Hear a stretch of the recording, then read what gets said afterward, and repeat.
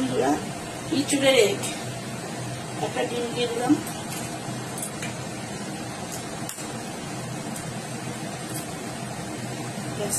দিলাম এটাকে ভালো করে ইঁচড়ের সাথে মাখিয়ে নিলাম। দিলাম, এবার তুলে নিলাম। এই তেল দিয়ে দিচ্ছি,